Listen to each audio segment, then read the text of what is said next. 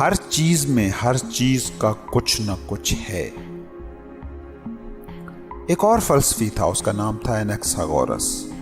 اس کا ماننا یہ تھا کہ کوئی بھی خاص بنیادی مادہ یا بیسک سبسٹانس، جیسے مثال کے طور پر پانی ہے، وہ قابل تبدیل ہے۔ اس کا کہنا تھا کہ فطرت میں جو بھی عناصر ہیں وہ ایک دوسرے کے ساتھ تبدیل ہو سکتے ہیں، مگر یہ تبدیلی بہت ہی باریک مہین سطح پر ہوتی ہے۔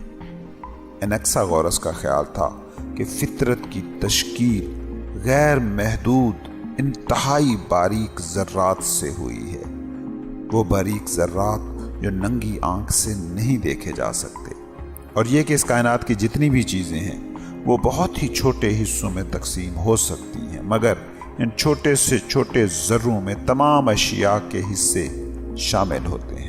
چنانچہ اس نے کہا کہ اگر جلد اور ہڈی کسی دوسری چیز کی تبدیل شدہ شکل نہیں ہے، پھر جو دودھ ہم پیتے ہیں اور جو غذا ہم کھاتے ہیں ان میں بھی جلد اور ہڈی شامل ہونی چاہیے۔ موجودہ دور کی دو مثالیں انیکساگورس کے انداز فکر کو بخوبی سمجھا سکتی ہیں، اور وہ دو مثالیں ہیں جدید لیزر ٹیکنالوجی اور ان سے ہولوگرام کا بننا۔ یاد رہے کہ ہولوگرام ایسی 3 سمتی تصویر یا شبیہ ہوتی ہے جسے لیزر شعاؤں کی مدد سے تخلیق کیا جاتا ہے۔ مثلاً اگر کوئی ہولوگرام کسی کار کی شکل بناتا ہے اور اس کا ہولوگرام مختلف حصوں میں تقسیم کر دیا جائے، بے شک ہمارے سامنے کار کا صرف وہی حصہ ہو جس میں ہمیں محض بمپر نظر آ رہا ہو، پھر بھی پوری کار ہم دیکھ سکتے ہیں۔ اس کی وجہ یہ ہے کہ ہر چھوٹے سے چھوٹے جزو میں پوری چیز موجود ہوتی ہے۔ ایک لحاظ سے ہمارے اجسام کی بناوٹ بھی اسی انداز سے ہوتی ہے۔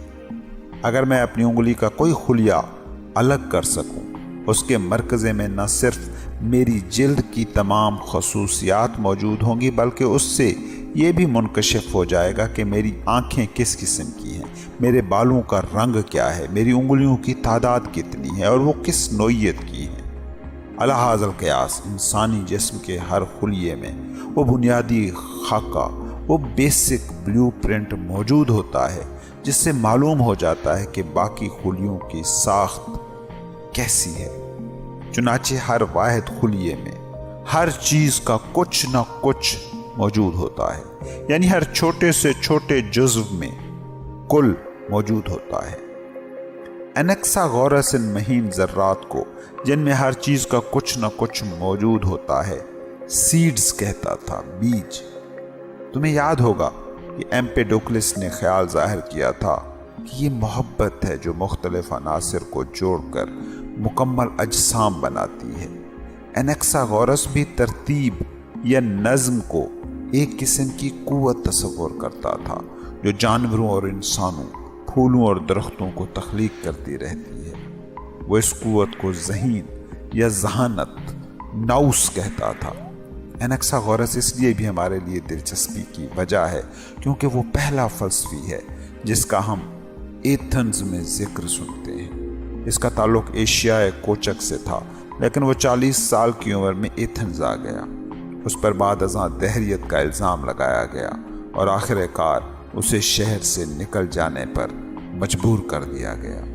دوسری باتوں کے علاوہ وہ یہ بھی کہتا تھا کہ سورج کوئی دیوتا نہیں ہے، بلکہ دہکتا ہوا سرخ پتھر ہے جو پورے پیلیپونیس جزیرہ نما یعنی جنوبی یونان سے بڑا ہے۔ انیکساگورس کو زیادہ تر فلکیات سے دلچسپی تھی۔ اسے یقین تھا کہ تمام اجرام فلکی اسی مادے سبسٹانس سے بنے ہیں جس سے زمین کی تشکیل ہوئی ہے۔ وہ اس نتیجے پر ایک شہاب ثاقب کا مطالعہ کرنے کے بعد پہنچا تھا۔ اس سے اس کے ذہن میں خیال پیدا ہوا کہ دوسرے سیاروں پر بھی زندگی موجود ہو سکتی ہے۔ اس نے اس بات کی طرف بھی توجہ دلائی کہ چاند کی اپنی کوئی روشنی نہیں ہوتی۔ وہ کہتا تھا کہ چاند اپنی روشنی زمین سے حاصل کرتا ہے۔ سورج گرہن کیوں ہوتا ہے، اس نے اس کی بھی وضاحت کرنے کی کوشش کی تھی۔ پس تحریر صوفی، تمہاری توجہ کا شکریہ۔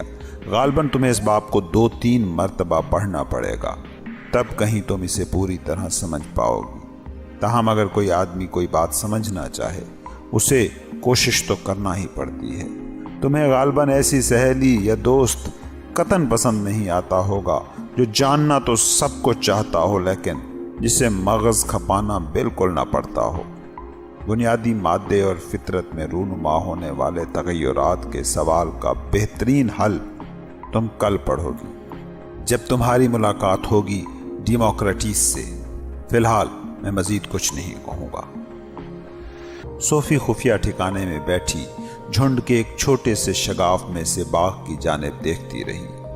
یہ سب کچھ پڑھنے کے بعد اسے اپنے خیالات کو چھانٹنا اور انہیں نئے سرے سے ترتیب دینے کی کوشش کرنا ہوگی۔ یہ بات روز روشن کی طرح عیاں تھی کہ سادہ پانی برف یا بھاپ کے ماں سوا کبھی کسی دوسری چیز میں تبدیل نہیں ہو سکتا۔ پانی تو تربوز میں بھی تبدیل نہیں ہو سکتا کیونکہ تربوز بھی محض پانی پر نہیں بلکہ پانی کے ساتھ کچھ اور چیزوں پر بھی مشتمل ہوتا ہے، لیکن اسے اس بات کا یقین محض اس لیے تھا کیونکہ اس نے یہ پڑھا تھا۔ اگر اس نے مثلاً یہ نہ پڑھا ہوتا کہ برف صرف پانی ہوتی ہے تو کیا وہ پھر بھی اس بات کو پورے وثوق سے کہہ سکتی تھی؟ کم از کم اسے اس بات کا بڑے انعماق سے مطالعہ کرنا ہوگا کہ پانی جم کر برف اور پھر پگھل کر دوبارہ پانی کیوں بن جاتا ہے۔ اب کہ صوفی کا ارادہ جو کچھ اس نے دوسروں سے سیکھا ہے اس پر زیادہ مغز نہ کھپانے کا تھا بلکہ اپنی عقل سلیم کامن سینس کو وہ استعمال کرنے کی کوشش کرنے کا ارادہ کر رہی تھی۔ پارمینیڈیز کسی شکل میں بھی تبدیلی کا تصور قبول کرنے کے لیے تیار نہیں تھا۔ وہ جتنا اس بارے میں سوچتی اسے اتنا ہی یقین ہوتا جاتا کہ ایک لحاظ سے وہ ٹھیک تھا۔ پارمینیڈیز کی ذہانت یہ تسلیم نہیں کر سکتی تھی کہ کوئی چیز ایکا-ایکی کسی سراسر دوسری مختلف چیز میں تبدیل ہو سکتی ہے۔ اپنے خیالات کا کھلے عام اظہار کرنے کے لیے اسے یقیناً بڑے حوصلے کی ضرورت پیش آئی ہوگی کیونکہ اس کا مطلب ان تمام تبدیلیوں کا جو فطرت میں رونما ہوتی رہتی ہیں اور جنہیں لوگ خود اپنی آنکھوں سے دیکھ سکتے تھے انکار کرنا تھا۔ بے شمار لوگوں نے اس کا ٹھٹھا مذاق اڑائی ہوگی، اور جب ایمپیڈوکلیس نے یہ ثابت کیا کہ دنیا ایک واحد مادے پر مبنی نہیں بلکہ زیادہ پر مشتمل ہونی چاہیے تو اس نے یہ ثبوت بھی فراہم کر دیا ہوگا کہ وہ کتنا تیز ترار شخص ہے۔ فطرت میں جتنے بھی تغیرات رونما ہوتے رہتے ہیں اس کے نظریے کی روح سے وہ سب ممکن دکھائی دیتے ہیں، جبکہ حقیقتاً سب کچھ جوں کا توں رہتا ہے، کہیں کوئی تبدیلی رونما نہیں ہوتی۔ یونانی فلسفی نے جو کچھ دریافت کیا محض استدلال سے کیا۔ یہ ٹھیک ہے کہ اس نے فطرت کا مطالعہ کیا تھا، لیکن کیمیاوی تجزیے کے لیے اسے وہ ساز و سامان کہاں میسر تھا جو آج کل کے سائنسدانوں کے پاس ہے۔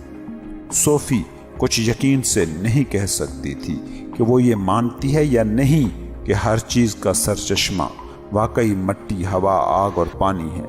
تاہم اس سے کیا فرق پڑتا ہے؟ اصولی اعتبار سے ایمپیڈوکلیس صحیح تھا۔ ہم اپنی آنکھوں سے جو تغیرات رونما ہوتے دیکھتے ہیں انہیں اپنی عقل کھوئے بغیر تسلیم کرنے کا واحد طریقہ یہ ہے کہ ہم یہ مان لیں کہ بنیادی مادہ ایک نہیں بلکہ ایک سے زیادہ ہے۔ صوفی کو فلسفہ بے حد پر لطف اور ولولہ انگیز نظر آیا کیونکہ جو کچھ اس نے سکول میں پڑھا تھا وہ سب کچھ یاد کیے بغیر وہ محض اپنی عقل سلیم کی مدد سے خیالات سمجھنے میں کامیاب ہو رہی تھی۔ اس نے یہ نتیجہ اخذ کیا کہ فلسفہ کوئی ایسی چیز نہیں جسے آپ سیکھ سکتے ہیں۔ غالباً یہ کہنا زیادہ درست ہوگا کہ آپ فلسفیانہ انداز سے سوچنا سیکھ جاتے ہیں۔ ڈیموکریٹس، دنیا کا انتہائی حیرت انگیز کھلونا۔ صوفی نے گمنام فلسفی کے تمام ٹائپ شدہ کاغذات دوبارہ بسکٹوں کے ڈبے میں رکھ دیے اور ڈھکن بند کر دیا۔ وہ رینگتی رینگتی اپنے خفیہ ٹھکانے سے باہر نکلی اور کچھ دیر کھڑی باغ کے آر پار دیکھتی رہی۔ جو کچھ کل بیتا تھا وہ اس کے متعلق سوچ رہی تھی۔ اس کی امی آج صبح ناشتے پر محبت نامے کا ذکر کر کے اسے چھیڑتی رہی تھی۔ اب صوفی نے تیز تیز قدم اٹھائے اور ڈبے کا رخ کیا تاکہ جو صورت کل پیش آئی تھی وہ آج اس کی روک تھام کر سکے۔ وہ دونوں میں یعنی اپنے اور ماں کے درمیان یکے بعد دیگرے دو محبت ناموں کی موصولی پر دوہری خفت کا باعث نہیں بننا چاہتی تھی۔ لیجئے، ڈاک ڈبے میں ایک اور چھوٹا سا لفافہ پڑا تھا۔ صوفی کو ان وصولیوں میں خاص ترتیب پیٹرن نظر آنے لگا۔ ہر سہ پہر اسے بڑا خاکی لفافہ موصول ہوتا۔ جب وہ اس کے مندرجات کا مطالعہ کر رہی ہوتی تھی، فلسفی چپکے سے آتا اور ڈاک ڈبے میں ایک اور چھوٹا سا سفید لفافہ ڈال کر چلتا بنتا۔ چنانچہ اب صوفی معلوم کر سکے گی کہ یہ شخص کون ہے، مرد ہے یا عورت ہے۔ اسے اپنے کمرے سے ڈاک ڈبہ صاف دکھائی دیتا تھا۔ اگر وہ دریچے کے قریب کھڑی ہو جائے تو وہ پر اسرار فلسفی کو دیکھ سکتی ہے۔ آخر سفید لفافے آسمان سے تو نازل نہیں ہوتے۔ صوفی نے تہیہ کر لیا کہ وہ اگلے روز بڑی چوکسی سے نگرانی کرے گی۔ کل جمعہ ہے اور اس کے پاس ہفتہ وار تعطیل کے پورے 2 دن ہوں گے۔ وہ اپنے کمرے میں چلی گئی اور اس نے سفید لفافہ کھول لیا۔ آج اس سفید لفافے پر صرف ایک سوال تھا، لیکن یہ سابقہ تینوں سوالوں سے بھی زیادہ اہم کانا اور پریشان کن تھا۔ لیگو دنیا کا حیرت انگیز ترین کھلونا کیوں ہے؟ پہلی بات تو یہ تھی کہ صوفی قطعاً وثوق سے نہیں کہہ سکتی تھی کہ اس سوال میں جو دعویٰ کیا گیا ہے وہ اس سے پوری طرح متفق ہے۔ ایک وقت تھا جب وہ پلاسٹک کی چھوٹی چھوٹی گوٹوں بلاک سے کھلا کرتی تھی، لیکن اب تو اس بات کو سالوں گزر چکے تھے۔ مزید برآں اس کی سمجھ میں نہیں آ رہا تھا کہ آخر لیگو کا فلسفے سے کیا تعلق ہے، لیکن وہ فرض شناس طالبہ تھی۔ اس نے اپنی الماری کے اوپر کے خانے میں جلدی جلدی تمام اشیاء کو الٹ پلٹ کر دیکھا اور اسے وہ بیگ مل گیا جو ہر رنگ اور جسامت کے بلاکس سے بھرا ہوا تھا۔ بہت مدت کے بعد وہ پہلی مرتبہ ان سے کچھ بنانے لگی۔ جب وہ اس کام میں مصروف تھی، اس کے ذہن میں بلاکس کے متعلق چند خیالات ابھرنے لگے۔ انہیں جوڑنا اور جوڑ کر اشیاء بنانا آسان ہے، اس نے سوچا۔ اگرچہ وہ سب مختلف ہیں، لیکن وہ ایک دوسرے کے ساتھ آسانی سے پیوست ہو جاتے ہیں، پھر یہ ٹوٹتے بھی نہیں۔ اسے قطعاً یاد نہ آ سکا کہ اس نے کبھی کوئی شکستہ بلاک دیکھا ہو۔ اس کے تمام بلاکس بالکل اسی طرح آج بھی نئے نکور اور درخشاں تھے، جس طرح وہ اس روز تھے جب انہیں کئی سال پہلے خریدا گیا تھا۔ اس کا بہترین وصف یہ تھا کہ وہ ان کی مدد سے جو چیز چاہتی بنا سکتی تھی، پھر جب چیز بن جاتی تو وہ اسے ادھیڑ سکتی تھی اور بلاکس کو کوئی نئی چیز بنانے کے لیے استعمال کر سکتی تھی۔ آخر آدمی کھلونے سے اور کیا توقع کر سکتا ہے؟ صوفی اس نتیجے پر پہنچی کہ لیگو واقعی دنیا کا حیرت ناک ترین کھلونا ہے، لیکن اس کا فلسفے سے کیا تعلق ہے، یہ اس کی سمجھ میں نہیں آ رہا تھا۔ وہ لیگو کے بلاکس سے بڑی گڑیا کا گھر تعمیر کر رہی تھی، بلکہ اسے تقریباً مکمل کر چکی تھی۔ اسے اس کام میں لطف آ رہا تھا۔ وہ اگرچہ ماننے کو تو تیار نہیں تھی، لیکن حقیقت یہی ہے کہ اس نے ایسا لطف مدتوں سے محسوس نہیں کیا تھا۔ جب لوگ بڑے ہو جاتے ہیں وہ کھیلنا کیوں چھوڑ دیتے ہیں؟ جب اس کی امی گھر آئی اور اس نے دیکھا کہ صوفی کیا کر رہی ہے، جھٹ سے اس کے منہ سے نکلا، واہ کیا مزے ہیں، مجھے خوشی ہے کہ تم ابھی اتنی بڑی نہیں ہوئی کہ کھیلنا ہی چھوڑ دو۔ میں کھیل نہیں رہی، صوفی نے بھنا کر جواب دیا، میں بڑا پیچیدہ فلسفیانہ تجربہ کر رہی ہوں۔ اس کی ماں نے زور سے آہ بھری۔ وہ غالباً سفید خرگوش اور ٹاپ ہیٹ کے متعلق سوچ رہی ہوگی۔ جب اگلے روز صوفی سکول سے گھر پہنچی، بڑے خاکی لفافے میں مزید متعدد اوراق اس کے منتظر تھے۔ وہ انہیں اوپر کمرے میں لے گئی۔ وہ انہیں پڑھنے کے لیے بے قرار ہو رہی تھی، لیکن اس کے ساتھ ہی اسے ڈاک ڈبے پر بھی نگاہیں جما کر رکھنی تھی۔ ایٹم کا نظریہ۔ صوفی، میں پھر آ گیا ہوں۔ آج ہم ڈیموکرائٹس کا ذکر کریں گے۔ اگر تمہیں لیگو کے بلاک سے متعلق سوال کا جواب دینے میں کوئی مشکل پیش نہیں آئی، پھر تمہیں آسانی سے یہ بھی سمجھ آ جائے گی کہ اس فلسفی کا بیسک پروجیکٹ کیا تھا۔ ڈیموکرائٹس اس معاملے میں اپنے دور کے اور اپنے سے پہلے کے فلسفیوں سے کئی لحاظ سے مختلف تھا۔ اس سے پہلے یہ خیال تھا کہ فطرت میں جو تغیر آتے ہیں، جو تبدیلیاں رونما ہوتی ہیں، ان کا اس بات سے کوئی تعلق نہیں ہوتا کہ واقعی کوئی چیز تبدیل ہو جاتی ہے۔ ڈیموکرائٹس کا مفروضہ یہ تھا کہ کائنات کی ہر چیز بے انتہا باریک بلاکس سے مل کر بنی ہے جو ننگی آنکھ سے نہیں دیکھے جا سکتے۔ اس نے ان بلاکس کو ایٹم کا نام دیا۔ لفظ ایٹم یونانی لفظ ایٹاموس سے نکلا ہے، جس کا مطلب ہے مزید تقسیم نہ ہو سکنے والا۔ ڈیموکرائٹس نے ثابت کرنے کی کوشش کی کہ اشیاء جن اجزاء پر مشتمل ہوتی ہیں انہیں غیر محدود طور پر چھوٹے چھوٹے حصوں میں تقسیم کرتے چلے جانا ناممکن ہے۔ اگر یہ ممکن ہوتا کہ ایٹم بھی مزید چھوٹے حصوں میں تقسیم ہو سکتے تو پھر شوربے کی طرح فطرت بھی تحلیل ہونے لگتی، جو مہین سے مہین ہوتی جاتی۔ مزید برآں یہ کہ فطرت کی ان بلاکس یا ایٹموں کا غیر فانی ہونا ضروری ہے، کیونکہ عدم سے صرف عدم ہی وجود میں آ سکتا ہے۔ اس معاملے میں وہ پارمینیڈیس اور الہیوں کا حامی تھا۔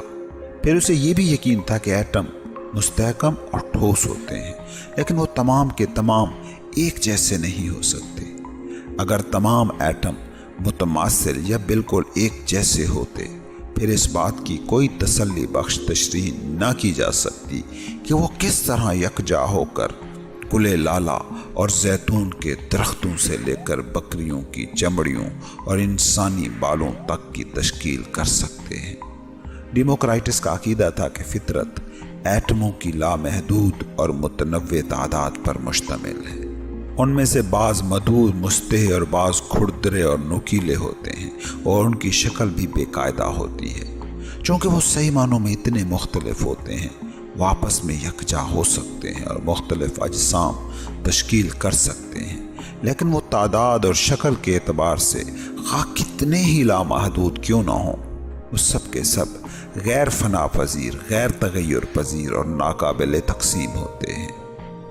جب کوئی جسم مثلا انسان کا یا حیوان کا مر جاتا ہے اور ٹوٹ پھوٹ کا شکار ہو جاتا ہے، ایٹم منتشر ہو جاتے ہیں۔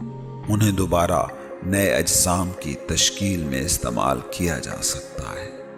ایٹم خلا میں متحرک رہتے ہیں، لیکن چونکہ ان کے ہکس اینڈ باربس ہوتے ہیں، وہ آپس میں مل کر وہ تمام اشیاء بنا سکتے ہیں جو ہمیں اپنے گرد پیش نظر آتی ہیں۔ چنانچہ اب تم سمجھ گئی ہوگی کہ لیگو گیم کے بلاکس سے میرا مطلب کیا تھا۔ ان میں کم و بیش وہی خواص پائے جاتے ہیں جو ڈیموکرائٹس نے ایٹموں سے منسوب کیے تھے۔ یہی وجہ ہے کہ ان سے کوئی چیز بنانے میں اتنا لطف آتا ہے۔ پہلی اور اہم ترین بات یہ ہے کہ انہیں تقسیم نہیں کیا جا سکتا۔ پھر ان کی مختلف شکلیں اور سائز ہوتے ہیں، وہ ٹھوس ہوتی ہیں اور ان میں رطوبت کا گزر نہیں ہوتا۔ چونکہ ان کے ہکس اور آنکڑے بھی ہوتے ہیں، انہیں نہایت آسانی سے جوڑا اور ہر وہ چیز بنائی جا سکتی ہے جو انسانی ذہن میں آتی ہے۔ بعد ازاں اس چیز کو ادھیڑا جا سکتا ہے، اس کے اجزاء کو علیحدہ علیحدہ کیا جا سکتا ہے اور انہیں نئی چیز بنانے میں استعمال کیا جا سکتا ہے۔ لیگو اتنی مقبول گیم اسی لیے ہوئی ہے کیونکہ اس کے بلاکس یا اجزاء کو بار بار استعمال کیا جا سکتا ہے۔ لیگو کا ایک بلاک کسی روز ٹرک بنانے میں اور اگلے روز کوئی قلعہ تعمیر کرنے میں مددگار ثابت ہو سکتا ہے۔ ہم یہ بھی کہہ سکتے ہیں کہ لیگو کے بلاکس غیر فانی ہیں۔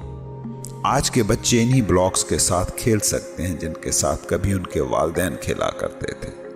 ہم چکنی مٹی سے بھی اشیاء بنا سکتے ہیں، لیکن مٹی بار بار استعمال نہیں کی جا سکتی کیونکہ اسے توڑ کر مزید مہین اجزاء میں تقسیم کیا جا سکتا ہے۔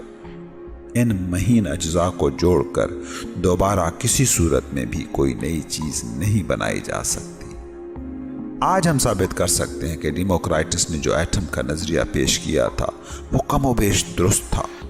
فطرت واقعتاً مختلف ایٹموں سے بنی ہے جو یکجا اور علیحدہ ہوتے رہتے ہیں۔ میری ناک کے کسی خلیے کا کوئی ہائیڈروجن ایٹم کسی زمانے میں کسی ہاتھی کی سونڈ کا حصہ رہا ہوگا۔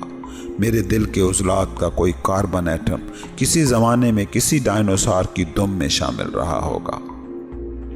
تاہم ہمارے زمانے میں سائنسدانوں نے دریافت کیا کہ ایٹم کو مہین تر اساسی ذرات ایلیمنٹل پارٹیکلز میں منقسم کیا جا سکتا ہے۔ ہم ان اساسی ذرات کو پروٹونز، نیوٹرونز اور الیکٹرونز کے نام سے جانتے ہیں۔ ممکن ہے کہ کسی روز انہیں اور بھی مہین تر ذرات میں منقسم کر دیا جائے۔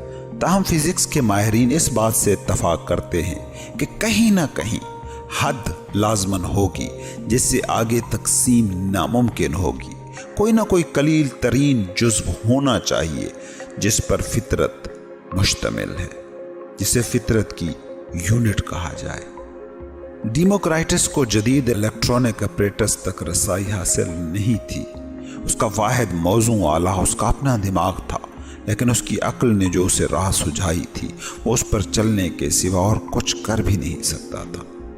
اگر ایک مرتبہ یہ بات تسلیم کر لی جائے کہ کوئی چیز تبدیل نہیں ہو سکتی، یہ کہ عدم سے صرف عدم ہی برآمد ہو سکتا ہے، اور یہ کہ کوئی چیز کبھی ضائع نہیں ہوتی، پھر یہ بھی ماننا پڑے گا کہ فطرت لازماً انتہائی چھوٹے اجزاء یا بلاکس پر مشتمل ہوگی جو آپس میں جڑتے ہیں اور علیحدہ ہوتے ہیں، اور اسی طرح جڑنے اور علیحدہ ہونے کا عمل جاری رہتا ہے۔ ڈیموکرائٹس کسی ایسی قوت یا روح کو نہیں مانتا تھا جو فطرت کی عمل کاریوں پروسیسز پر اثر انداز ہو سکتی ہو یا ان میں مداخلت کرتی ہو۔ اس کے خیال کے مطابق جو واحد اشیاء موجود ہیں وہ یا تو ایٹم ہیں یا پھر خلا۔ چونکہ وہ مادی اشیاء کے علاوہ کسی دوسری چیز پر عقیدہ نہیں رکھتا تھا، اس لیے اسے ہم مادیت پرست مٹیریلسٹ کہہ سکتے ہیں۔ ڈیموکرائٹس کے مطابق ایٹموں کی حرکت میں کوئی شعوری نیت یا ارادہ کار فرما نہیں ہوتا۔ فطرت میں ہر چیز میکینیکل انداز میں، مشینی انداز سے رونما ہوتی ہے۔ اس کا مطلب یہ نہیں ہے کہ سب کچھ اٹکل پچوں سے ہوتا ہے، بلکہ ہر چیز تقدیر کے ناگزیر قوانین کے تابع ہے۔ جو چیز وقوع پذیر ہوتی ہے اس کی فطرت علت ہوتی ہے، اور یہ علت خود اس چیز کا فطری طور پر جزو لا ینفک ہوتی ہے۔ ڈیموکرائٹس نے ایک مرتبہ کہا تھا کہ ایٹم کے نظریے سے ہمارے حسی ادراک کی بھی تشریح ہو جاتی ہے۔ جب ہم اپنے حواس سے کسی چیز کو دریافت کرتے ہیں، ایسا خلائے بسیط میں ایٹموں کی حرکت کی وجہ سے ہوتا ہے۔ یعنی جب میں چاند کو دیکھتا ہوں تو اس لیے دیکھتا ہوں کیونکہ قمری ایٹم، مون آئٹمز میری آنکھ میں داخل ہو جاتے ہیں۔ اگر یہ بات ہے تو پھر روح کے متعلق کیا خیال ہے؟ ہمارے خیال میں روح تو ایٹموں یعنی مادی اشیاء پر مشتمل نہیں ہوتی، لیکن ڈیموکرائٹس کے خیال کے مطابق بالکل ہو سکتی ہے۔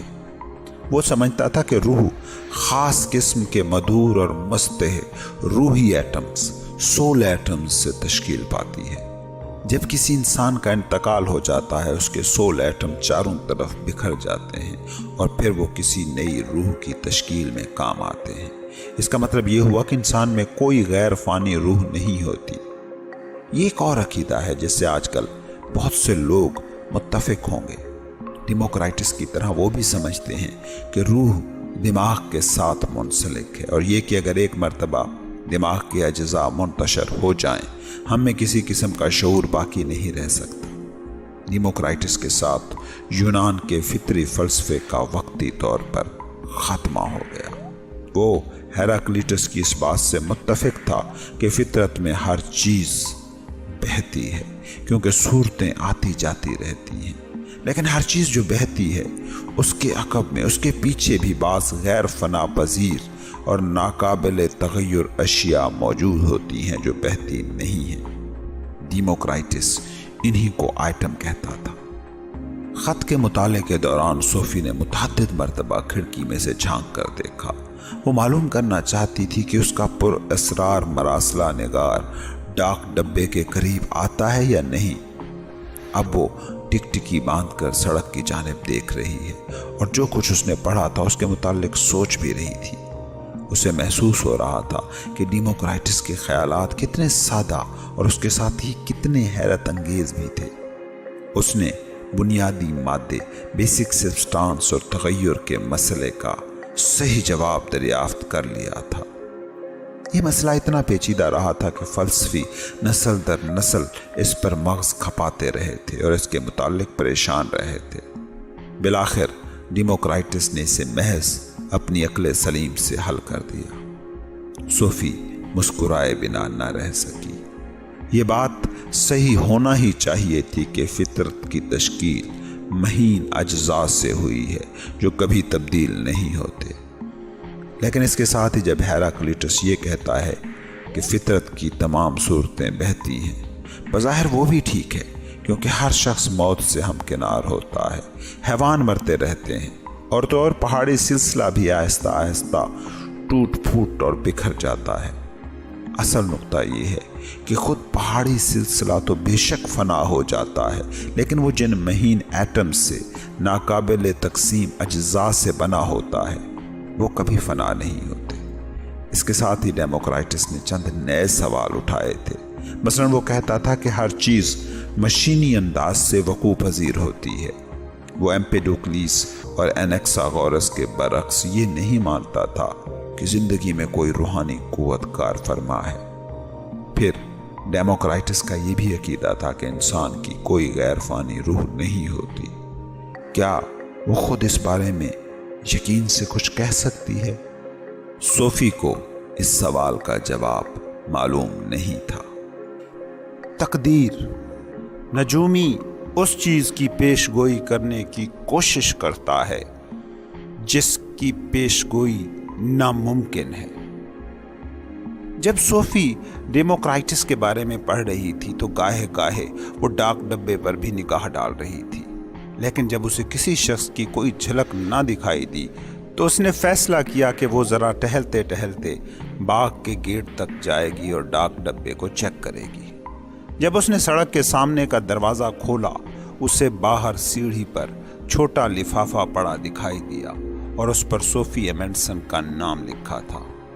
تو وہ اسے جل دے ہی گیا، اور وہ بھی آج کے روز کہ وہ تو اپنی چوکس نگاہیں ڈاک ڈبے پر جمائے ہوئے تھی، لیکن پر اسرار شخص مختلف زاویے سے دبے پاؤں کھسکتا کھسکاتا آیا اور جنگل میں جانے سے پہلے سیڑھی پر خط رکھ کر چلتا بنا۔ بیڑا غرق۔ اسے کیسے معلوم ہوا کہ صوفی ڈاک ڈبے کو بغور دیکھ رہی ہے؟ کیا اس نے اسے کھڑکی کے قریب بیٹھے دیکھ لیا تھا؟ بہرحال وہ خوش تھی کہ ماں کے پہنچنے سے پہلے اس نے خط اٹھا لیا تھا۔ صوفی واپس کمرے میں چلی گئی۔ اس نے خط کھولا۔ سفید لفافے کے کنارے قدرے نم آلود تھے اور اس میں 2 ننھے سوراخ تھے۔ ایسا کیوں تھا؟ می برسے تو کئی دن گزر چکے تھے۔ خط کے اندر جو رکا تھا اس پر لکھا ہوا تھا، کیا تم تقدیر کو مانتی ہو؟ کیا بیماری دیوتاؤں کی طرف سے سزا ہے؟ تاریخ کا راستہ کون سی قوتیں متعین کرتی ہیں؟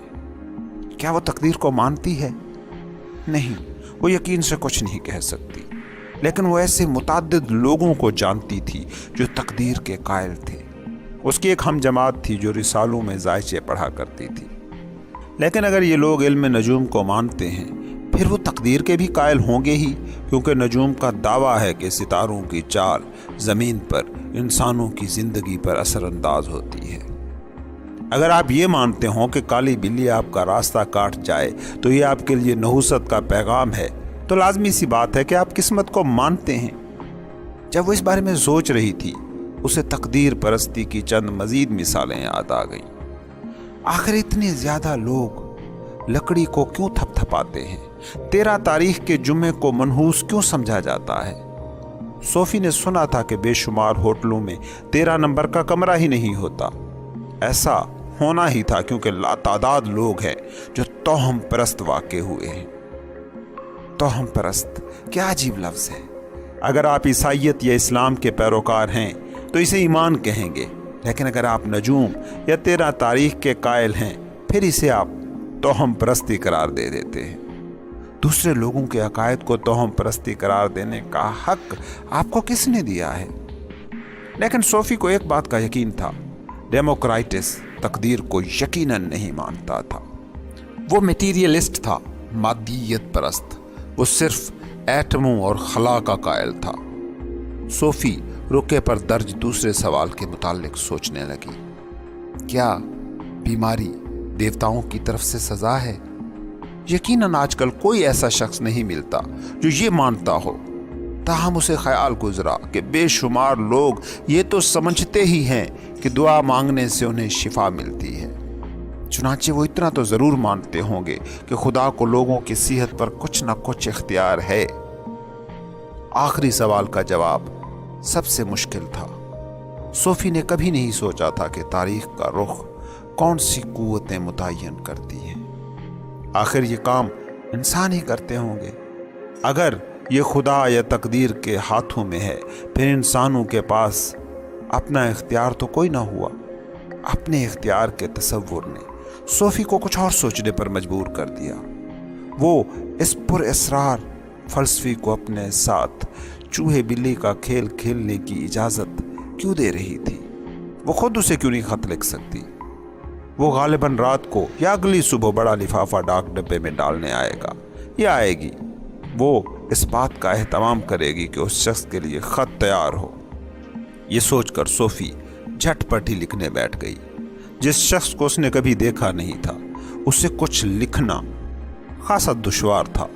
وہ تو یہ بھی نہیں جانتی تھی کہ وہ مرد ہے یا عورت، نوجوان ہے یا ضعیف العمر۔ یہ بھی ہو سکتا ہے کہ وہ کوئی ایسا شخص ہو جسے وہ پہلے سے ہی جانتی ہو۔ خیر، اس نے لکھنا شروع کیا۔ اس نے لکھا: انتہائی واجب الاحترام فلسفی صاحب، آپ کے فلسفے کی فیاضانہ مراسلاتی نصاب کی ہم یہاں بہت قدر کرتے ہیں، لیکن ہمیں پریشانی ہے، اور پریشانی یہ ہے کہ ہمیں معلوم ہی نہیں کہ آپ کون ہیں۔ اس لیے ہم آپ سے التجا کرتے ہیں کہ آپ اپنا پورا اسم شریف تحریر فرمائیں۔ اس کے عوض ہم آپ کی خاطر مدارات کرنے کو بھی تیار ہیں، بشرط یہ کہ آپ ہمارے ہاں تشریف لائیں اور ہمارے ساتھ کافی نوش کرنا پسند فرمائیں۔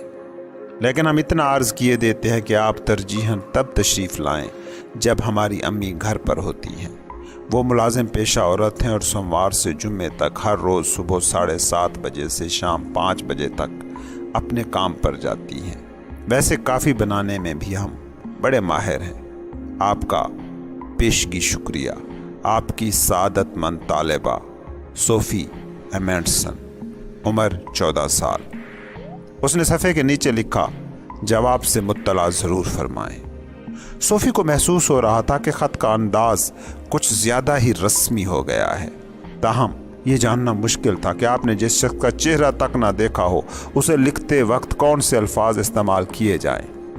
اس نے خط گلابی لفافے میں ڈالا اور اس پر پتہ لکھا: فلسفی کے لیے۔ اب مسئلہ یہ تھا کہ اسے رکھا کہاں جائے تاکہ یہ اس کی امی کے ہاتھ نہ آ سکے۔ وہ اسے ڈاک ڈبے میں ہی ڈالے گی، لیکن اس سے پہلے اسے اپنی امی کے گھر پہنچنے کا انتظار کرنا ہوگا، اور اسے یہ بھی یاد رکھنا ہوگا کہ اگلی صبح اخبار پہنچنے سے پہلے اسے ڈاک ڈبے میں جھانک کر دیکھنا ہوگا۔ اگر آج شام یا رات کے دوران میں کوئی نیا خط نہ آیا، اسے گلابی لفافہ واپس نکالنا ہوگا۔ آخر اس معاملے کو اتنا پیچیدہ کیوں ہونا تھا؟ حالانکہ اس روز جمعہ تھا، صوفی سر شام ہی اپنے کمرے میں چلی گئی۔ اس کی ماں نے اسے پیزا کا لالچ دیا اور یہ بھی بتایا کہ ٹی وی پر بڑی مزیدار مہماتی فلم دکھائی جائے گی، لیکن صوفی نے کہا کہ وہ تھک چکی ہے اور جلدی سونا چاہتی ہے۔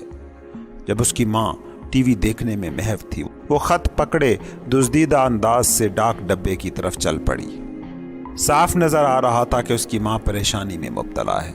جب سے سفید خرگوش اور ٹاپ ہیٹ کا قصہ شروع ہوا تھا، وہ صوفی کے ساتھ مختلف انداز میں گفتگو کرنے لگی تھی۔ صوفی کو یہ قطعاً پسند نہیں تھا کہ وہ اپنی ماں کے لیے کسی تشویش کا باعث بنے، لیکن وہ کرتی بھی کیا؟ اسے اوپر جانا اور ڈاک ڈبے پر نظر رکھنا تھی۔ جب اس کی ماں تقریباً 11 بجے اوپر آئی، صوفی کھڑکی کے قریب ہی بیٹھی تھی اور ٹکٹکی باندھے سڑک کی جانب دیکھ رہی تھی۔ تم ابھی تک وہیں بیٹھی ہو اور ٹکر ٹکر ڈاک ڈبے کو دیکھ رہی ہو؟ اس نے کہا۔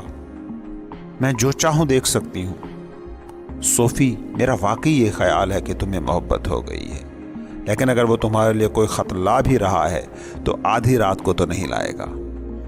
صوفی کو محبت کے متعلق اس قسم کے احمقانہ انداز کی انتہائی جذباتی گفتگو سے باقاعدہ گھن آتی تھی، لیکن وہ کچھ نہیں کر سکتی تھی سوائے اس کے کہ اپنی ماں کو یقین کرتے رہنے دے کہ اس کا اندازہ درست ہے۔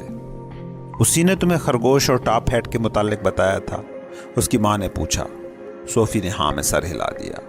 اس کے پاس منشیات تو نہیں ہوتی؟ اب صوفی کو اپنی ماں پر ترس آنے لگا۔ وہ اسے اس طرح پریشان ہوتے نہیں دیکھ سکتی تھی، حالانکہ وہ سمجھتی تھی کہ اس کی ماں احمقانہ حرکت کر رہی ہے، کیونکہ وہ محض اس لیے ایک شخص کے بارے میں یہ رائے بنا رہی ہے کہ وہ کوئی ضرور بری حرکت کر رہا ہے، کیونکہ اس کا انداز قدرے عجیب اور انوکھا ہے۔ یہ بالغ لوگ بعض اوقات واقعی بڑی حماقتیں کرتے ہیں۔ صوفی نے کہا، امی میں آپ سے پکا وعدہ کرتی ہوں کہ میں اس قسم کی چیز کو کبھی ہاتھ نہیں لگاؤں گی، اور نہ ہی وہ لگاتا ہے، لیکن اسے فلسفے میں بڑی دلچسپی ہے۔ تو کیا وہ تم سے عمر میں بڑا ہے؟ صوفی نے نفی میں سر ہلایا۔ ہم عمر ہے؟ صوفی نے ہاں میں سر ہلا دیا۔ خیر ڈارلنگ، میرا خیال ہے وہ بڑا مزیدار آدمی ہوگا۔ اچھا اب لیٹ جاؤ اور کچھ دیر سونے کی کوشش کرو۔ لیکن صوفی ٹس سے مس نہ ہوئی، وہ کھڑکی کے قریب ہی بیٹھی رہی۔ اسے یوں محسوس ہو رہا تھا جیسے اسے وہاں بیٹھے گھنٹوں بیت چکے ہیں۔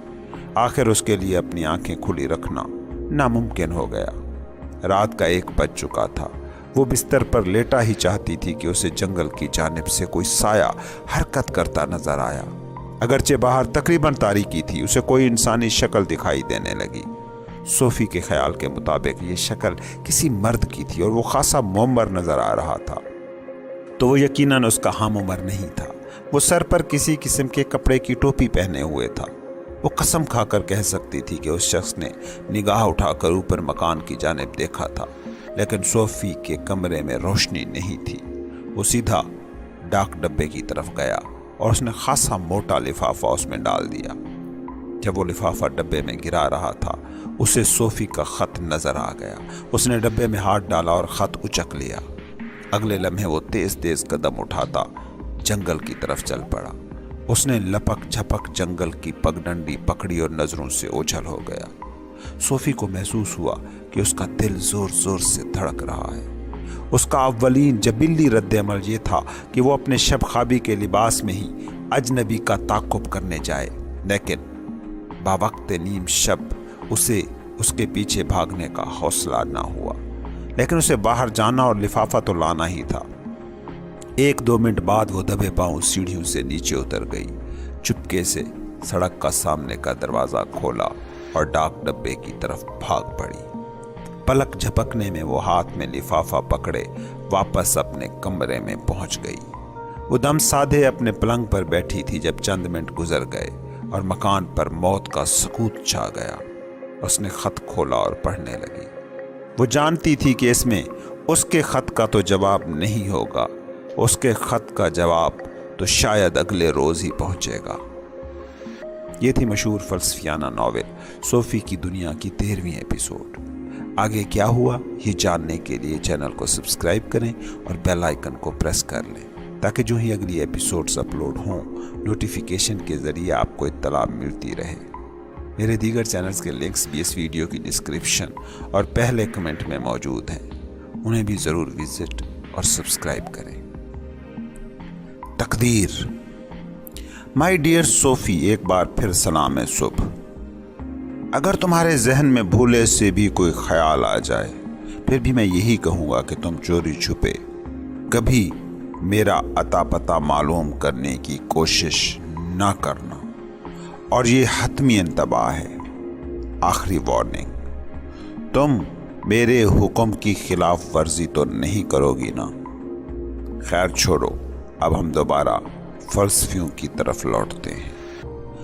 ہم دیکھ چکے ہیں کہ انہوں نے فطرت کے تغیرات میں کیسے فطری جواز تلاش کرنے کی کوشش کی تھی۔ اس سے قبل ان چیزوں کو اساطیر دیومالائی قصوں کے حوالے سے سمجھا جاتا تھا۔ دوسرے شعبوں میں بھی قدیم توہمات کے جالے دور کرنے کی ضرورت تھی۔ ہم دیکھتے ہیں کہ یونانی فلسفی صحت و بیماری کے معاملات اور سیاسی واقعات میں بھی بڑی دلچسپی لیتے تھے۔ ان دونوں شعبوں میں عام یونانی تقدیریت فیٹلزم کے بڑے قائل تھے۔ تقدیریت یا تقدیر کا عقیدہ وہ عقیدہ ہے جس کے مطابق جو کچھ بھی دنیا میں وقوع پذیر ہوتا ہے وہ سب پہلے سے طے شدہ ہے۔ اس عقیدے کے ماننے والے ساری دنیا میں ہمیشہ موجود رہے ہیں، آج بھی موجود ہیں۔ یہاں نارڈیائی ممالک کے باشندے جس طرح لیگناڈان یا تقدیر کو سختی سے مانتے تھے، اس کا ذکر سننا ہو تو آئس لینڈ میں لکھی گئی منظوم کہانیوں میں، جنہیں ایڈا کہا جاتا ہے، اکثر مل جاتا ہے۔ قدیم یونان اور دنیا کے دوسرے علاقوں میں بھی ہمیں یہ عقیدہ ملتا ہے کہ لوگوں کو اپنی تقدیر کا حال کسی نہ کسی قسم کی غیبی آواز اوریکل سے مل سکتا ہے۔ دوسرے الفاظ میں کسی شخص یا ملک کی تقدیر مختلف طریقوں سے پیش کی معلوم کی جا سکتی تھی۔ آج بھی ایسے بے شمار لوگ موجود ہیں جن کا عقیدہ ہے کہ وہ تاش کے پتے پھینٹ کر، آدمی کے ہاتھوں کی لکیروں کا مطالعہ کر کے یا ستاروں کی چال دیکھ کے اس کے مستقبل کی نشاندہی کر سکتے ہیں۔ اس سلسلے میں ناروے والوں کا اپنا مخصوص طریقہ ہے۔ اس کے ذریعے آدمی کی قسمت کا حال کافی کی پیالیوں میں پڑھا جا سکتا ہے۔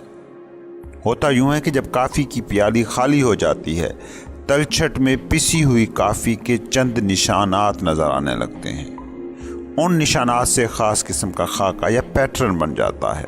اگر نہیں بھی بنتا تب بھی اگر آپ کم از کم اپنے تخیل کی باغیں ڈھیلی چھوڑ دیں تو یہی سمجھنے لگتے ہیں کہ یہ خاکہ موجود ہے۔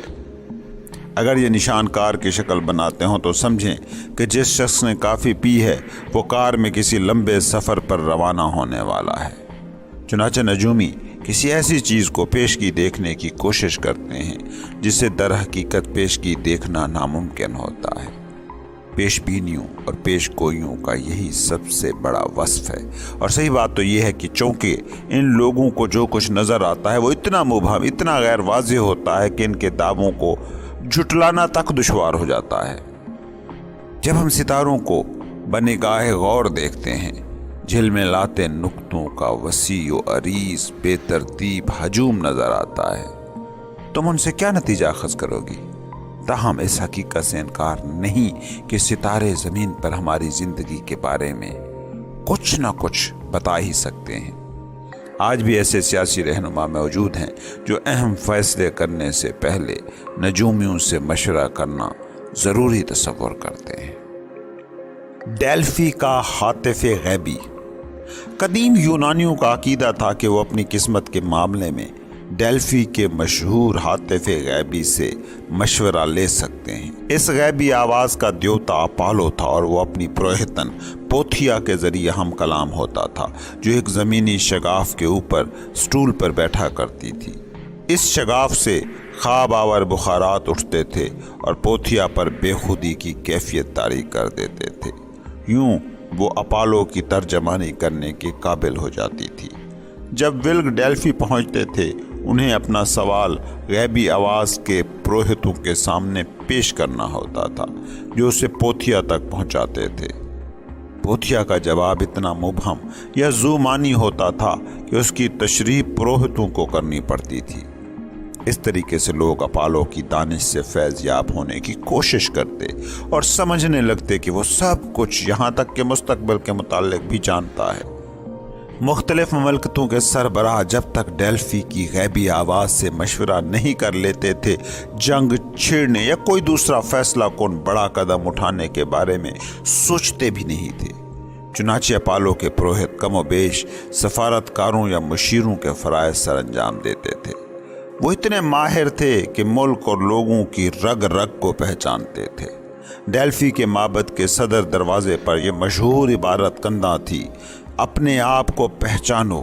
اس سے زائرین کو یہ یاد دلایا جاتا تھا کہ وہ کبھی اپنے آپ کو فانی انسان سے بڑھ کر کچھ اور نہ سمجھیں، اور یہ کہ کوئی شخص بھی اپنے مقدر سے بچ نہیں سکتا۔ یونانیوں کے ہاں ایسے اشخاص کے بے شمار قصے کہانیاں مشہور تھیں جن کا مقدر بالآخر انہیں اپنی لپیٹ میں لے لیتا تھا۔ جو وقت گزرتا گیا، ان علم زدہ ٹریجک اشخاص کے متعلق متعدد ڈرامے، المیہ ٹریجڈیز تحریر کیے جانے لگے۔ ان میں مشہور ترین شاہ ایڈیپس کا المیہ ہے۔ تاریخ اور طب۔ لیکن تقدیر محض افراد کی زندگیوں پر حاوی نہیں تھی۔ یونانیوں کا عقیدہ تھا کہ عالمی تاریخ بھی تقدیر کے تابع ہے، اور یہ کہ جنگوں کا فیصلہ بھی دیوتاؤں کی دخل اندازی سے متاثر ہو سکتا ہے۔ آج بھی بے شمار لوگ سمجھتے ہیں کہ خدا یا کوئی اور پراسرار قوت تاریخ کا دھارا متعین کر رہی ہے۔ لیکن عین اس زمانے میں جب یونانی فلسفی فطرت کی عمل کاریوں، پروسیسز کی فطری وجوہ کی تلاش میں مصروف تھے، تاریخ کے دھارے کی فطری وجوہ کی تلاش کے خواہش مند مورخین منظر عام پر آنا شروع ہو گئے تھے۔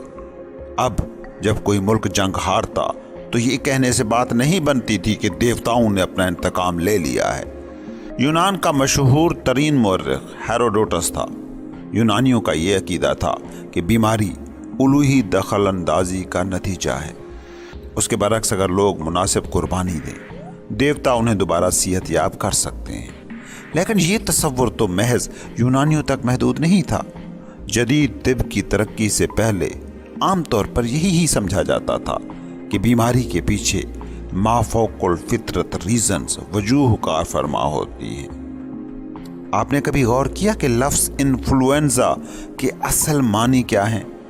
انفلوئنزا کے اصل معنی ہیں ستاروں کا ضرر رساں اثر۔ آج بھی بے شمار لوگوں کا عقیدہ ہے کہ بعض بیماریاں مثلاً ایڈز خدا کا قہر ہیں۔ بعض لوگوں کا یہ بھی عقیدہ ہے کہ مریضوں کو کل فطرت چیزوں کی مدد سے صحت یاب کیا جا سکتا ہے۔ جس زمانے میں یونانی فلسفے میں نئی جہتیں کھل رہی تھی، اسی زمانے میں یونانی طب بھی وجود میں آئی جو امراض اور صحت کی فطری وجوہات کی متلاشی تھی۔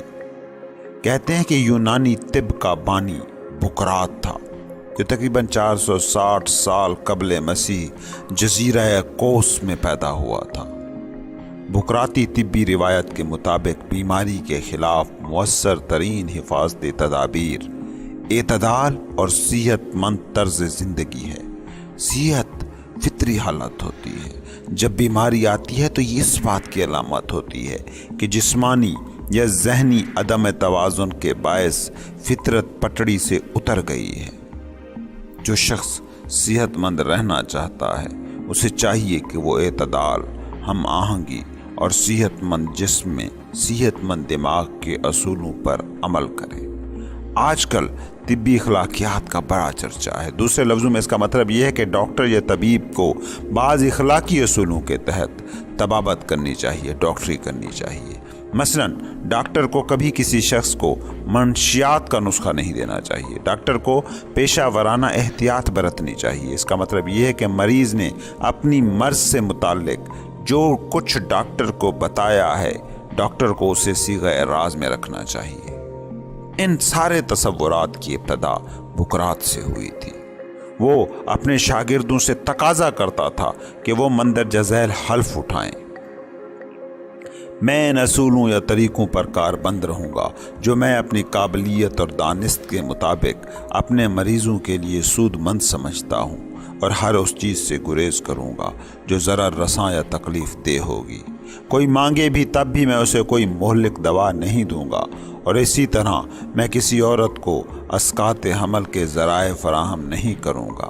جب میں کسی شخص کے گھر جاؤں گا صرف مریض کی بھلائی کی خاطر جاؤں گا، اور رضاکارانہ طور پر ہر اس کام سے دور رہوں گا جس سے شرارت یا بدعنوانی ٹپکتی ہو۔ اور مزید برآں میں کسی عورت یا مرد کو، وہ آزاد ہو یا غلام، بہلا پھسلا کر غلط کاری کی ترغیب نہیں دوں گا۔ اپنی پیشہ ورانہ ذمہ داریوں کے دوران میں ان تمام باتوں کو جنہیں عام نہیں کرنا چاہیے جب سنوں گا یا دیکھوں گا تو انہیں پردہ اخفا میں رکھوں گا۔ میری دعا ہے کہ جب تک میں اس حلف پر پورا اترتا رہوں اور اس کی خلاف ورزی نہ کروں، میں زندگی اور طبابت سے لطف اندوز ہوتا رہوں، اور تمام زمانوں کے تمام لوگ مجھے عزت و احترام کی نگاہوں سے دیکھتے رہیں۔ لیکن اگر میں اس حلف کی خلاف ورزی کروں تو میرا مقدر اس کے برعکس ہو۔ ہفتے کی صبح صوفی گھبرا کر بیدار ہوئی۔ یہ خواب تھا یا اس نے واقعی فلسفی سے ملاقات کی تھی؟ اس نے ایک ہاتھ سے پلنگ کو نیچے سے ٹٹولا۔ ہاں، رات کو جو خط آیا تھا وہی تھا۔ یہ محض خواب نہیں تھا، اس کی واقعی فلسفی سے ملاقات ہوئی تھی۔ اور اس سے بھی بڑی بات یہ تھی کہ اس نے اپنی آنکھوں سے اسے ڈاک ڈبے سے اپنا خط نکالتے اور ساتھ لے جاتے دیکھا تھا۔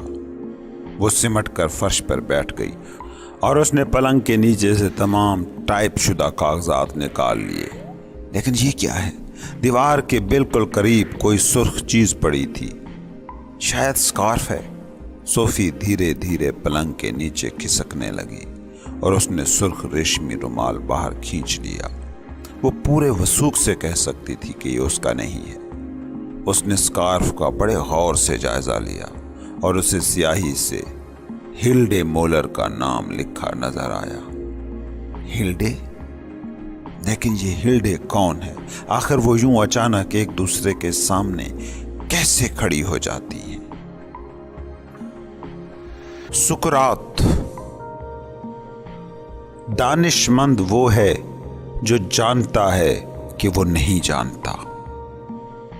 صوفی نے گرمائی لباس پہنا اور تیزی سے سیڑھیاں اترتی باورچی خانے میں چلی گئی۔ اس کی امی باورچی خانے کی میز کے قریب کھڑی تھی۔ صوفی نے سوچ لیا کہ وہ ریشمی سکارف کے متعلق کوئی بات نہیں کرے گی۔ آپ اخبار اٹھا لائی ہیں؟ اس نے پوچھا۔ اس کی ماں اس کی طرف متوجہ ہوئی۔ تم اٹھا لاؤ گی؟ صوفی پلک جھپکنے میں باہر نکلی اور ڈاک ڈبے کی طرف چل پڑی۔ وہاں صرف اخبار ہی پڑا تھا۔ اس نے سوچا، مجھے اتنی جلدی جواب کی توقع نہیں کرنی چاہیے۔ اخبار کے پہلے صفحے پر اس نے اقوام متحدہ کی طرف سے لبنان میں تعینات ناروے کے فوجی دستے کے متعلق کچھ پڑھا۔ اقوام متحدہ کا دستہ؟ ہلڈے کے باپ کی طرف سے اسے جو کارڈ موصول ہوا تھا اس پر یہی مہر نہیں لگی ہوئی تھی، لیکن ڈاک کی ٹکٹ تو ناروے کی تھی۔ ہو سکتا ہے کہ اقوام متحدہ کے ساتھ کام کرنے والے ناروے کے فوجی سپاہیوں کا اپنا ڈاک خانہ ہو۔ تم اخبار میں بڑی دلچسپی لینے لگی ہو۔ جب وہ باورچی خانے میں واپس آئی تو اس کی ماں نے خشک لہجے میں اس سے پوچھا۔ خوش قسمتی سے اس کی ماں نے اس روز نہ تو ناشتے کے دوران اور نہ کسی دوسرے وقت ڈاک ڈبوں اور اس قسم کی دوسری چیزوں کے متعلق مزید کچھ کہا۔ جب وہ سودا صرف خریدنے بازار چلی گئی، صوفی نے تقدیر کے متعلق خط اٹھایا اور اپنے خفیہ ٹھکانے چلی گئی۔ اسے یہ دیکھ کر تعجب ہوا کہ بسکٹوں کے جس ڈبے میں اس نے فلسفی کے دوسرے خطوط رکھے ہوئے تھے، اس کے قریب ہی ایک اور چھوٹا سفید لفافہ پڑا ہے۔ صوفی کو پورا یقین تھا کہ یہ اس نے وہاں نہیں رکھا تھا۔ اس لفافے کے کونے بھی گیلے تھے۔ گزشتہ روز اسے جو خط ملا تھا، جس طرح اس میں 2 سوراخ تھے، اس طرح اس میں بھی تھے۔ تو کیا فلسفی یہاں آیا تھا؟ کیا اسے اس کے خفیہ ٹھکانے کا علم ہے؟ لفافہ گیلا کیوں ہے؟ ان تمام سوالوں نے اس کا سر چکرا دیا۔ اس نے لفافہ کھولا اور رکا پڑھنے لگی۔ ڈیئر صوفی، میں نے تمہارا خط بڑی دلچسپی سے پڑھا۔ ویسے مجھے قدر افسوس ہوا جہاں تک تمہاری دعوت کا تعلق ہے۔ مجھے بدقسمتی سے تمہیں مایوس کرنا ہوگا۔ کسی روز ہماری ملاقات ہو ہی جائے گی، لیکن غالباً مجھے تمہارے گھر آنے میں ابھی کچھ وقت لگے گا۔ میں تمہیں مزید بتانا چاہتا ہوں کہ آئندہ خط ڈالنے میں خود نہیں آ سکوں گا۔ اگر یہ سلسلہ زیادہ دیر جاری رہا تو اس میں خطرات ہوں گے۔ اب میرے خطوط میرا ننھا پیامبر تمہارے تک پہنچایا کرے گا۔ وہ یہ خطوط ڈاک ڈبے میں نہیں ڈالے گا، بلکہ سیدھا باغ میں تمہارے خفیہ ٹھکانے تک پہنچائے گا۔ جب تمہیں ضرورت پیش آئے تو مجھے خط لکھ سکتی ہو، تاہم جب کبھی تم یہ کرو تمہیں گلابی لفافے کے قریب ایک آدھ بسکٹ یا شکر کی ڈلی رکھنی پڑے گی۔ جب پیامبر کو تمہارا خط ملا کرے گا وہ سیدھا میرے پاس لے آئے گا۔ پس نوشت: کسی نوجوان خاتون کی کافی کی دعوت ٹھکرانا اچھی بات نہیں ہے، لیکن بعض اوقات ایسا کرنا ہی پڑتا ہے۔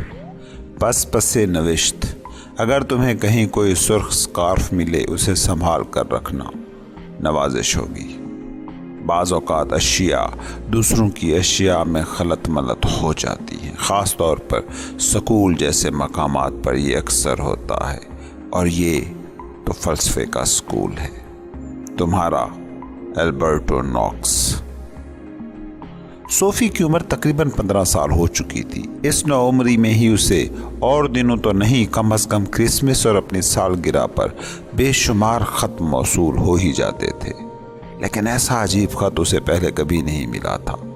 اس پر ڈاک کی کوئی ٹکٹ نہیں تھی، اسے ڈاک ڈبے میں بھی نہیں ڈالا گیا تھا، اسے سیدھا باڑ میں صوفی کے انتہائی خفیہ ٹھکانے میں پہنچایا گیا تھا۔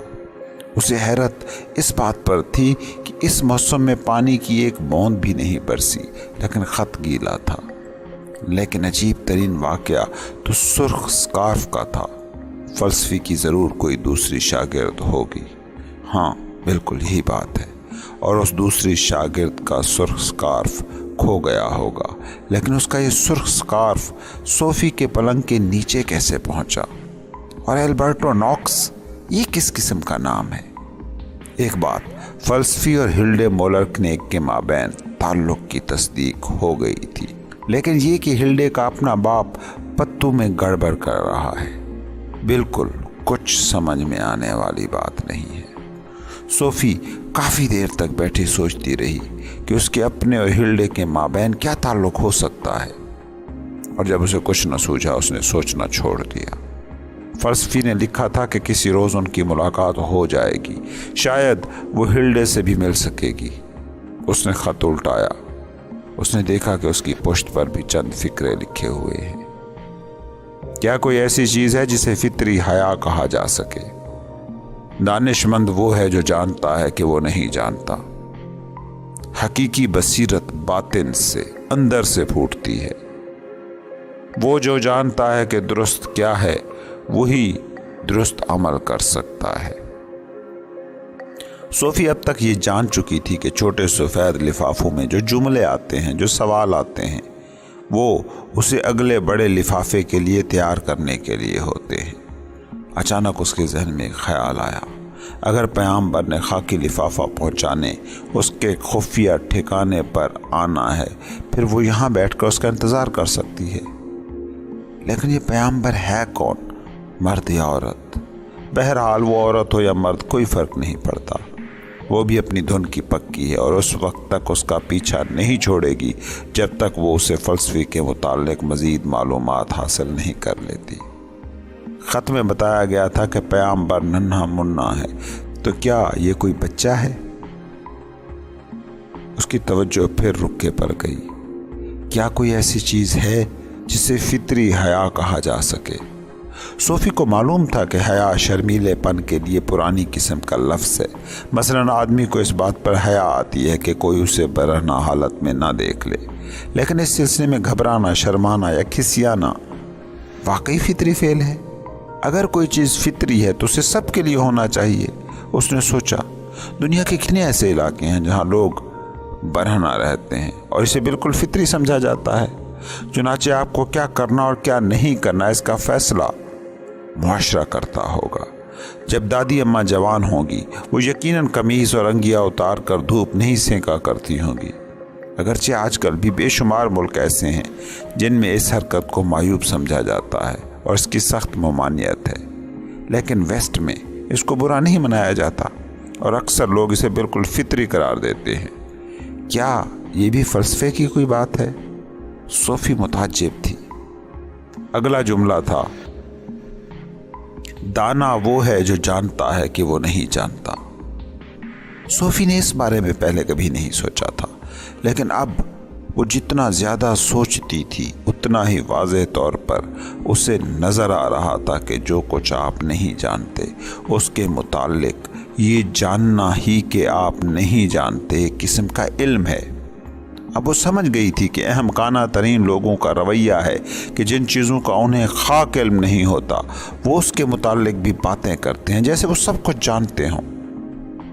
अगले जुमले से ये इंदिया मिलता था कि सही बसीरत अंदर से आती है, लेकिन सवाल ये है, क्या लोगों के अज़हान में तमाम इल्म बाहर से नहीं आता? इसके बरक्स सोफ़ी को वो वाक़यात भी याद आ रहे थे जब उसकी माँ या उस्ताद उसे वो बातें सिखाने की कोशिश करते थे जिनके लिए वो ज़हनन तैयार नहीं थी, और जब वो वाकई कोई चीज़ सीखती थी तब सीखती थी जब उसके सीखने में उसने खुद भी कोई हिस्सा लिया होता था। कभी कभी ऐसा भी होता था कि पहले जो चीज़ उसके कतन पल्ले नहीं पड़ी थी एकाएक उसकी समझ में आ जाती थी। बसीरत से गालबन लोगों की यही मुराद है। चलें, यहाँ तक तो ठीक है। सोफ़ी के अपने ख्याल के मुताबिक उसने पहले 3 सवालों के खासे माकूल जवाब तलाश कर लिए थे, लेकिन अगला बयान इतना अजीब था कि वो मुस्कुराए बिना ना रह सकी। जो जानता है कि दुरुस्त क्या है वही दुरुस्त एक्शन कर सकता है। क्या इसका ये मतलब है कि जो डाकू बैंक लूटता है इसलिए लूटता है क्योंकि उसे इससे बेहतर का इल्म नहीं होता? सोफ़ी का ख्याल था कि ऐसा नहीं हो सकता। صوفی کے خیال میں اس کے برعکس بچے اور بڑے دونوں ہی ایسی اہم کانہ حرکتیں کرتے ہیں کہ بعد میں غالباً وہ پچھتاتے بھی ہوں گے کہ انہوں نے یہ کیوں کیا۔ انہیں جو پچھتاوا ہوتا ہے اس کی صحیح وجہ یہ ہوتی ہے کہ انہوں نے جو کچھ کیا ہوتا ہے اپنی دانست کے خلاف کیا ہوتا ہے۔ جب وہ بیٹھی سوچ رہی تھی، اسے جنگل کے قریب ترین باڑ کی دوسری طرف درختوں کے نیچے جھاڑ جھنکار میں سرسراہٹ سی سنائی دی۔ کیا یہ پیغمبر ہے؟ اس کا دل تیزی سے دھڑکنے لگا۔ آواز کچھ اس قسم کی تھی جیسے کوئی جانور ہانپتا کانپتا آ رہا ہو۔ اگلے لمحے ایک لہیم شہیم لیبراڈور کتا دھکم دھکا کرتا خفیہ ٹھکانے میں داخل ہوا۔ اس کے منہ میں بڑا خاکی لفافہ تھا اور وہ اس نے صوفی کے قدموں پر گرا دیا۔ یہ سب کچھ اتنا آنن فانن ہوا کہ صوفی کو رد عمل کا موقع ہی نہ ملا۔ 1-2 سیکنڈ بعد وہ ہاتھ میں لفافہ پکڑے بیٹھی تھی اور سنہری بالوں والا کتا کلانچے بھرتا جنگل میں جا چکا تھا۔ یہ سب کچھ ہو چکا تو اس نے اپنا رد عمل ظاہر کیا۔ وہ رونے لگی۔ وہ کچھ دیر اسی طرح بیٹھی رہی۔ وہ وقت کا احساس کھو چکی تھی۔ پھر اس نے اچانک نگاہیں اٹھا کر اوپر دیکھا تو یہ تھا اس کا مشہور پیغمبر۔ صوفی نے اطمینان کی سانس لی تو یہ بات تھی کہ سفید لفافوں کے کونے گیلے کیوں تھے اور ان میں سوراخ کیوں تھے۔ اسے پہلے یہ خیال کیوں نہ آیا؟ اب اس کی سمجھ میں آیا کہ فلسفی نے یہ کیوں کہا تھا کہ جب وہ اسے خط لکھے وہ لفافے کے قریب بسکٹ یا شکر کی ڈلی ضرور رکھے۔ وہ بے شک ہمیشہ اتنی تیز تراری کا مظاہرہ نہیں کر پاتی تھی جتنا کہ وہ چاہتی تھی۔ پھر یہ خیال آ کیسے سکتا تھا کہ پیغمبر تربیت یافتہ کتا ہی ہوگا؟ نرم سے نرم الفاظ میں یہی کہا جا سکتا تھا کہ یہ بات معمول سے ذرا ہٹ کر تھی۔ اب اسے یقیناً بھول جانا ہوگا کہ وہ پیغمبر کو البرٹو ناکس کے ٹھکانے کے متعلق کچھ بتانے پر مجبور کر سکے گی۔ صوفی نے بڑا لفافہ کھولا اور پڑھنے لگی۔ ایتھنز کا فلسفہ۔ ڈیئر صوفی، جب تم یہ تحریر پڑھو گی تم غالباً ہرمیس سے مل چکی ہوگی۔ اگر تمہاری اس سے ملاقات نہیں ہوئی پھر میں یہ کہوں گا کہ وہ دراصل ایک کتا ہے، لیکن تمہیں پریشان ہونے یا گھبرانے کی ضرورت نہیں۔ وہ بڑا نیک مزاج کتا ہے اور بڑی بات یہ ہے کہ وہ بے شمار لوگوں کی نسبت کہیں زیادہ ذہین ہے۔ بہرحال وہ کبھی یہ تاثر دینے کی کوشش نہیں کرتا کہ وہ اس سے کہیں زیادہ ہوشیار ہے جتنا کہ وہ در حقیقت ہے۔ یونانی دیو مالا میں وہ دیوتاؤں کا پیغمبر ہے۔ وہ سمندری مسافروں اور ملاحوں کا دیوتا بھی تھا، لیکن اس بارے میں کم از کم فی الحال ہم تردد نہیں کریں گے۔ زیادہ اہم بات یہ ہے کہ ہرمیس سے لفظ ہرمیٹک وجود میں آیا، جس کے معنی پوشیدہ یا ناقابل رسائی کے ہیں۔ جس طریقے سے وہ ہمیں ایک دوسرے سے چھپانے کا اہتمام کرتا ہے، اس کے پیش نظر یہ نام اتنا نامناسب نہیں ہے۔ چلیں، پیغمبر کا تعارف تو ہو گیا۔ جب اس کا نام پکارا جاتا ہے فطرتاً وہ اس کا جواب دیتا ہے، اور مجموعی اعتبار سے وہ بڑا سلجھا ہوا اور خوش اخلاق کتا ہے۔ خیر چھوڑو، اب ہم فلسفے کی طرف دوبارہ رجوع کرتے ہیں۔ ہم نصاب کا حصہ اول پہلے ہی مکمل کر چکے ہیں۔ میرا اشارہ طبعی فلسفیوں اور ان کے اس کام کی طرف ہے جو انہوں نے یونان کی دیو مالائی دنیا سے فیصلہ کن انداز سے قطع تعلق کرنے میں سر انجام دیا۔ اب ہماری ملاقات 3 عظیم کلاسیکی فلاسفرز سقراط، افلاطون اور ارسطو سے ہوگی۔ ان تینوں فلسفیوں نے اپنے اپنے انداز سے ساری یورپی تہذیب کو متاثر کیا ہے۔ نیچرل فلاسفرز کو ما قبل سقراطی بھی کہا جاتا ہے کیونکہ ان کا زمانہ سقراط سے پہلے کا ہے۔ اگرچہ ڈیموکرائٹس سقراط کی پیدائش کے چند سال بعد بھی زندہ رہا، تاہم اس کے تمام خیالات و افکار قبل سقراط طبعی فلسفے نیچرل فلسفی سے تعلق رکھتے ہیں۔ سقراط جغرافیائی اور زمانی دونوں اعتبار سے ایک نئے عہد کی نمائندگی کرتا ہے۔ ایتھنز میں جو فلسفی پیدا ہوئے ان میں اولیت کا صحرا اسی کے سر بندھتا ہے۔ وہ اور اس کے دونوں جانشین وہیں رہتے اور وہیں اپنا کام کرتے تھے۔ تمہیں شاید یاد ہو کہ انیکساغورس بھی کچھ عرصہ ایتھنز میں مقیم رہا تھا، لیکن ایتھنز والوں نے اسے اتنا تنگ کیا تھا کہ اسے وہاں سے بھاگنا پڑا تھا۔ ایتھنز کے باشندے اس لیے بھی اس کے مخالف ہو گئے تھے کیونکہ وہ کہتا تھا کہ سورج دہکتا ہوا ایک پتھر ہے۔ ویسے سقراط کا انجام بھی کچھ اچھا نہیں ہوا تھا۔ سقراط کے عہد میں ایتھنز یونانی تہذیب اور ثقافت کا مرکز تھا اور اس کا یہ اعزاز آج بھی برقرار ہے۔ طبعی فلسفیوں سے سقراط تک پہنچتے پہنچتے خود فلسفیانہ پروجیکٹ کی نوعیت میں جو تبدیلی رونما ہوئی اسے بھی ذہن میں رکھنا بہت ضروری ہے۔ لیکن سقراط سے ملاقات کرنے سے پہلے ہمیں کچھ ذکر نام نہاد سوفسٹ کا کرنا ہوگا جو سقراط کے زمانے میں ایتھنز پر چھائے ہوئے تھے۔ تو صوفی پردہ اٹھتا ہے۔ خیالات کی تاریخ کئی لحاظ سے متعدد ایکٹ کے ڈرامے کی مانند ہے۔ انسان بطور مرکز، مین ایٹ دا سینٹر۔ تقریباً 450 سال قبل مسیح ایتھنز یونانی دنیا کا ثقافتی مرکز تھا۔ اس کے بعد فلسفہ نئی جہت میں نکل پڑا۔ نیچرل فلاسفرز کا زیادہ تر تعلق طبعی دنیا کی فطرت سے ہے۔ اس نے انہیں سائنس کی تاریخ میں مرکزی مقام بخش دیا ہے۔ ایتھنز میں اب توجہ فرد اور معاشرے میں فرد کے مقام پر تھی۔ عام لوگوں پر مشتمل اسمبلیاں اور قانونی عدالتیں وجود میں آ چکی تھیں۔ جمہوریت کی کامیابی کے لیے لازمی تھا کہ لوگ کم از کم اتنے پڑھے لکھے تو ضرور ہوں کہ وہ جمہوری عمل میں حصہ لے سکیں۔ ہم نے اپنے زمانے میں دیکھا ہے کہ کس طرح کسی نوخیز جمہوریت کے لیے یہ لازمی ہو جاتا ہے کہ عام لوگ روشن خیال ہوں۔ ایتھنز والے جس بات پر سب سے زیادہ زور دیتے تھے وہ یہ تھی کہ انہیں فن خطابت پر عبور حاصل ہو۔ خطابت یعنی اوریٹری کا مطلب ہے کہ آپ کو اپنی بات ایسے انداز سے کہنے کا ہنر آتا ہو کہ دوسرے اس سے قائل ہو سکے۔ یونانی نو آبادیوں سے پیدل اساتذہ اور فلسفی جوک در جوک ایتھنز پہنچتے اور وہاں آباد ہو جاتے۔ وہ اپنے آپ کو سوفسٹس کہتے تھے۔ لفظ سوفسٹ کا مطلب عقل مند اور باخبر شخص کے ہیں۔ ایتھنز میں سوفسٹس شہریوں کو بامعاوضہ تعلیم دیتے اور اپنی روزی کماتے تھے۔ سوفسٹوں اور طبعی فلسفیوں میں ایک بات مشترک تھی، دونوں روایتی صنمیات کے نکتہ چین نقاد تھے، لیکن اس کے ساتھ ساتھ سوفسطائی ایک بات کو جسے وہ بے سود فلسفیانہ قیاس آرائی کہتے تھے مسترد کر دیتے تھے۔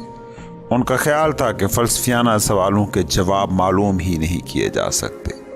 فلسفے میں اس قسم کے نقطہ نظر کو تشکیک پسندی یا اسکیپٹیسزم کہا جاتا ہے۔ لیکن اگر ہم فطرت کے تمام معموں کو نہ بھی جان سکیں، ہم اتنا تو ضرور جانتے ہیں کہ لوگوں کے لیے ایک دوسرے کے ساتھ مل جل کر رہنے کا ڈھنگ سیکھنا لازم ہے۔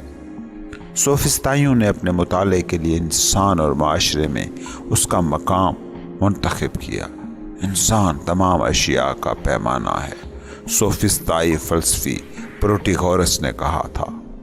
اس سے اس کا مطلب یہ تھا کہ یہ سوال طے کرنے کے لیے کہ آیا کوئی بات صحیح ہے یا غلط، اچھی ہے یا بری، اس پر ہمیشہ غور اس طرح کرنا چاہیے کہ انسانی ضروریات سے اس کا تعلق کیا بنتا ہے۔ جب پروٹیغورس سے پوچھا گیا تھا کیا آپ کو یونانی دیوتاؤں پر اعتقاد ہے، اس نے جواب دیا تھا سوال پیچیدہ ہے اور زندگی مختصر ہے۔ وہ شخص جو دو ٹوک انداز سے یہ نہ بتا سکے کہ خدا یا دیوتا موجود ہے یا نہیں، اسے لا ادری ایگنوسٹک کہا جاتا ہے۔ سوفسطائی عمومی اعتبار سے وہ لوگ تھے جنہوں نے گھاٹ گھاٹ کا پانی پی رکھا تھا اور جو طرح طرح کی حکومتیں دیکھ چکے تھے۔ شہری ریاستوں میں رواجی ضابطے اور مقامی قوانین دونوں دوسرے سے بہت مختلف ہو سکتے تھے۔ اس سے سوفسطائیوں کو یہ سوال اٹھانے کا حوصلہ ہوا کہ انسان فطرتاً کیا کرتا ہے اور معاشرہ اس سے کیا کرتا ہے۔ یوں انہوں نے ایتھنز کی شہری ریاست میں معاشرتی تنقید کا دروازہ کھول دیا۔ مثلاً وہ اس بات کی طرف توجہ دلاتے ہوں گے کہ فطری حیا جیسی ترکیب قابل دفاع نہیں ہو سکتی، کیونکہ اگر حیات دار ہونا فطری ہے پھر یہ کوئی ایسی چیز ہوگی جسے آپ اپنے ساتھ لے کر ہی پیدا ہوئے ہوں گے، یعنی یہ خلقی ہوگی۔ لیکن صوفی کیا یہ واقعی فطری ہے یا معاشرے کا کیا دھرا ہے؟ وہ شخص جو دنیا میں گھوما پھرا ہو اس کے لیے اس کا جواب دینا بہت آسان ہوگا۔ اپنی برہنگی سے خوف کھانا فطری یا خلقی نہیں، حیا یا اس کا فقدان سراسر معاشرتی رواج ہے۔ جیسا کہ تم خود تصور کر سکتی ہو کہ کریا کریا ملک ملک گھومتے پھرنے والے سوفسٹوں نے جب یہ کہا ہوگا کہ صحیح کیا ہے اور غلط کیا ہے، اس کو ماپنے کا کوئی حتمی پیمانہ نہیں ہے، تو ایتھنز میں لازماً ہنگامہ کھڑا ہو گیا ہوگا۔ اس کے برعکس سقراط نے یہ دکھانے کی کوشش کی کہ اس قسم کے بعض معیار در حقیقت مطلق ہیں اور وہ آفاقی طور پر صحیح گردانے جاتے ہیں۔